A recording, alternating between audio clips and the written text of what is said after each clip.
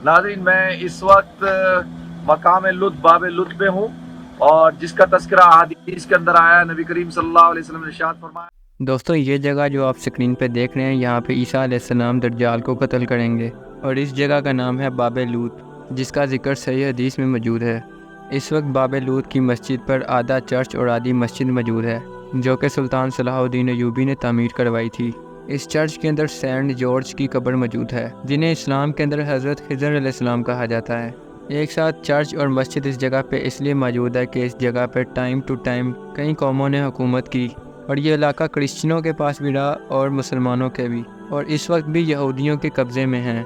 दज्जाल जो कुर्ब क़यामत से पहले आने वाला एक फितना है, ये दरअसल यहूदी नस्ल से होगा। वो इंतहाई शोबदाबाज होगा, वो खुदाई का दावा करेगा और एक आंख से काना भी होगा। इसके माथे पर काफिर लिखा होगा और 70,000 इस्फहान के यहूदी इसके साथी होंगे।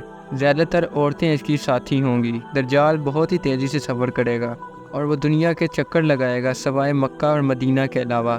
वो दुनिया में हर जगह दाखिल होकर अपनी तबलीग करेगा। इमाम मेहदी अलैहिस्सलाम के ज़हूर के बाद दज्जाल दुनिया में ज़ाहिर होगा और इससे पहले इसके पैरोकार अपनी फ़ौज और इसके नेटवर्क को तैयार कर चुके होंगे और वो सिर्फ इसकी ताजपोशी का इंतज़ार करेंगे, यानी इसको बादशाह बनाने का इंतज़ार करेंगे। ये पूरी दुनिया के अंदर घूमकर खुदाई का दावा करेगा और कमज़ोर अकीदा के मुसलमान और दुनिया के तमाम मज़हब के कमज़ोर अकीदा के लोग इस पर ईमान ले आएंगे। वह इमाम मेहदी अलैहिस्सलाम के ख़िलाफ़ अपनी बहुत बड़ी फ़ौज जंग के लिए ले आएगा और अपनी फ़ौज के साथ ही इमाम मेहदी अलैहिस्सलाम की फ़ौज का मुहासरा कर लेगा। दमिश्क की एक जामिया मस्जिद के इर्द गिर्द करेगा। इसकी फ़ौज जामिया मस्जिद के इर्द गिर्द मौजूद होगी और इमाम मेहदी अलैहिस्सलाम और इनकी फ़ौज किसी बिल्डिंग के अंदर मौजूद होंगे। इमाम मेहदी अलैहिस्सलाम दज्जाल की इतनी बड़ी फ़ौज का मुकाबला करने की ताकत नहीं रखते होंगे, लिहाजा नमाज का वक्त होगा और उसी वक्त इस मस्जिद के मीनार पर ईसा अलैहिस्सलाम दो फरिश्तों के कंधों पर हाथ रख कर नीचे आएंगे। इनके बालों से पानी टपक रहा होगा। वो इमाम मेहदी अलैहिस्सलाम के पीछे नमाज पढ़ेंगे और दज्जाल इन्हें देख के ऐसे पिघलेगा जैसे नमक पानी के अंदर पिघलता है। हज़रत ईसा अलैहिस्सलाम इसकी फ़ौज का मुकाबला करके इसे शिकस्त देंगे और इसी दौरान दज्जाल भागकर अपनी जान बचाकर एक ऐसी जगह पर जहाँ पर इसके लोग यहूदी इसे पनाह दे सकें, वहाँ पर पहुँच जाएगा और ये जगह होगी मुकाम लूद।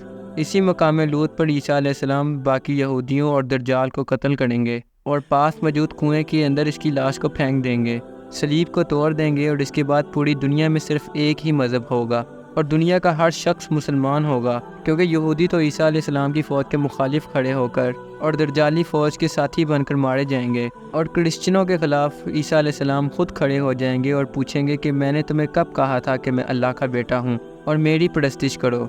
सलीब तोड़ने का उनका यही मकसद होगा कि वो ईसाइयत से इनकार करेंगे और बोलेंगे कि ये मेरी तालीम नहीं थी। तारीख़ी एतबार से लूद एक बहुत ही पुराना शहर है। तकरीबन 5250 कबल मसीह में भी यहाँ पे इंसानी आबादी के निशानात मौजूद हैं, जो इस बात की तरफ इशारा करते हैं कि ज़माने कदीम के अंदर भी यहाँ पे आबादी मौजूद थी। लेकिन तारीख़ के अंदर इसका सबसे पहला जिक्र 1500 कबल मसीह में आया है और वो भी मिस्र की तारीख़ में। तारीख़ में इस शहर पर कई कौमों का कब्ज़ा रहा और इसे फातिहा करने वाले लोगों ने इसको कई नाम दिए।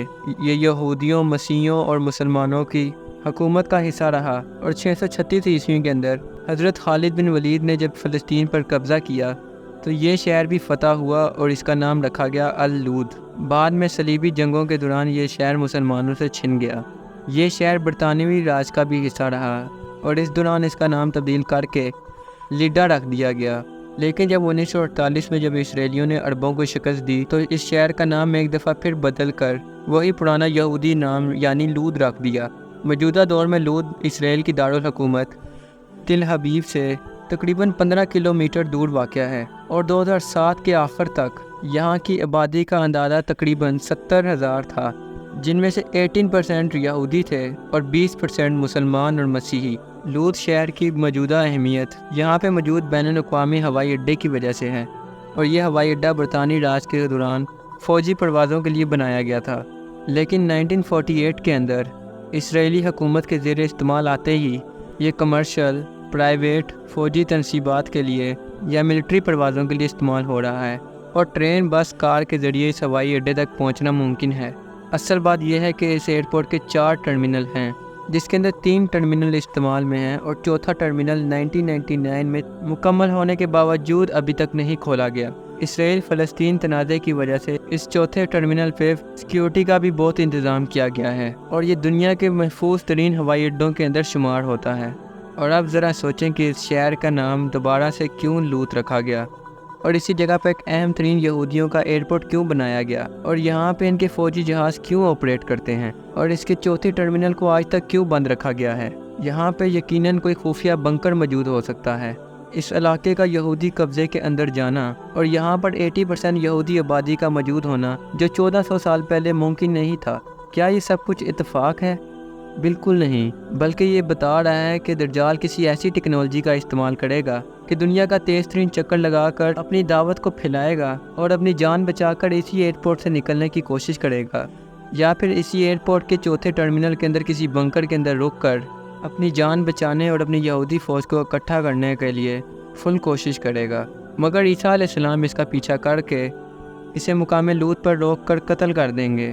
اب آپ ایک ایک نشانی کو ملاتے جائیں تو تمام تصویر آپ کے سامنے واضح ہوتی جائے گی۔ حضرت عائشہ رضی اللہ تعالیٰ عنہ بیان فرماتی ہیں کہ رسول اللہ صلی اللہ علیہ وآلہ وسلم ایک دن میرے گھر تشریف لائے اور دیکھا کہ میں رو رہی تھی۔ آپ نے پوچھا کہ عائشہ کیوں رو رہی ہو؟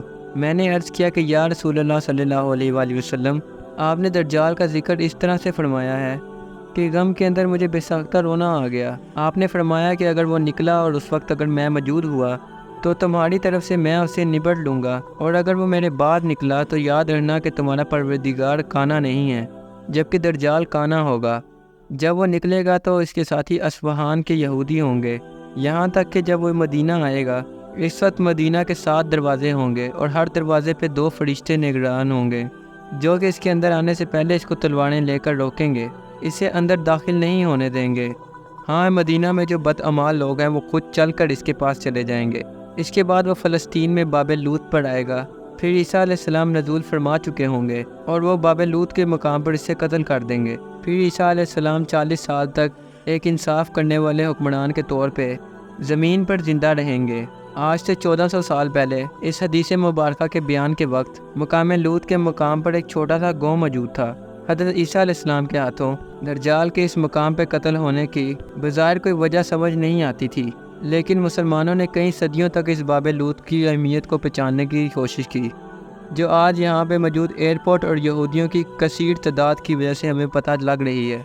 اور یہ بات بھی ہمیں پتہ چل گئی کہ بے شک اللہ تعالیٰ کے رسول نے سچ ہی فرمایا تھا۔ یقیناً قیامت آتے آتے ابھی ٹائم کے ساتھ بہت کچھ واضح ہونا باقی ہے۔ ممکن ہے کہ آنے والے وقت میں دجال اس جگہ پہ اپنی کوئی فوجی چھاونی یا اپنی سلطنت کا کوئی مرکز یہاں تعمیر کرے جہاں پہ اس کو پناہ کی امید ہو، اور یہی امید جسے یہاں پر کھینچ لائے۔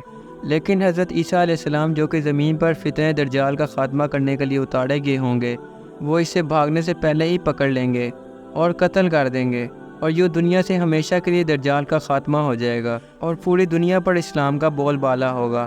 اللہ تعالی ہمیں سمجھنے کی اور نیک عمل کرنے کی توفیق عطا فرمائے، آمین۔